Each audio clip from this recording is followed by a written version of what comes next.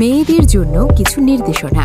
১. মেয়েরা শরীরের কাপড় চেঞ্জ করার সময় অবশ্যই বিসমিল্লাহ বলে নেবেন, নইলে আশেপাশে থাকা ফেরেশতারা লজ্জা পেয়ে চলে যাবে এবং জিনেরা আপনার সবকিছু দেখে ফেলবে। ২. আপনি যখন ওয়াশরুমে যাবেন, যাওয়ার আগে অবশ্যই দোয়া পড়ে নেবেন, তাহলে আল্লাহ সুবহানাহু ওয়া তাআলা আপনার ও জিনদের মধ্যে একটা পর্দা তৈরি করে দেবেন। এতে করে খবির জিনগুলো আপনাকে ইফতিজিং করতে পারবে না। ৩.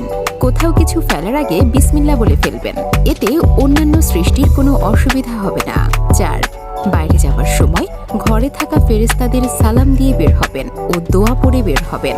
যেসব ফেরেশতারা আপনার অনুপস্থিতিতে আপনার ঘরটি পাহারা দেবেন, ঘরে এসে তাদের আবারও সালাম দেবেন। ৫. বেশি বেশি সালাম দেওয়ার অভ্যেস করুন। ছোটদের আগে সালাম দিন, তারা উৎসাহিত হবে। ৬. আপনি যদি বিবাহিত হয়ে থাকেন, তাহলে বাচ্চাদেরকে ছোট থেকেই মসজিদে পাঠানোর অভ্যেস করুন। দাঁড়িয়ে পানি পান করতে দেবেন না বাচ্চাদের, তারা ছোট থেকেই শিখবে। আপনি নিজেও দাঁড়িয়ে পানি পান করা বন্ধ করুন, বসে খাবেন, এটা সুন্নাহ। ৭.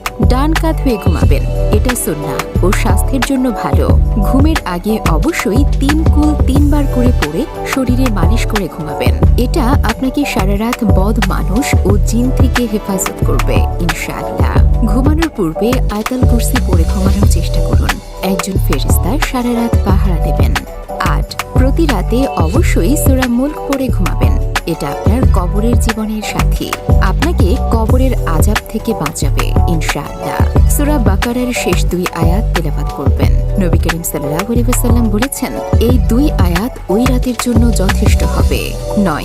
ঘুমানোর আগে প্রতিদিন বিছানা ঝাড়েন, অথচ এটা সুন্নত মনে করে ঝাড়লে পেয়ে যাচ্ছেন সওয়াব। অনুরূপভাবে কাপড় পরার আগে অবশ্যই একটু ঝেড়ে নেবেন, এটা সুন্নাহ এবং কাপড়ে কোনো পোকামাকড় থাকলেও আপনার ক্ষতি করতে পারবে না। ১০. পরিশেষে খিলখিল করে হাসা বন্ধ করুন, মুচকি হাসবেন, এটাই সুন্নাহ। মহান রব্বুল আলামিন আমাদের হেফাজত করুন, আমিন।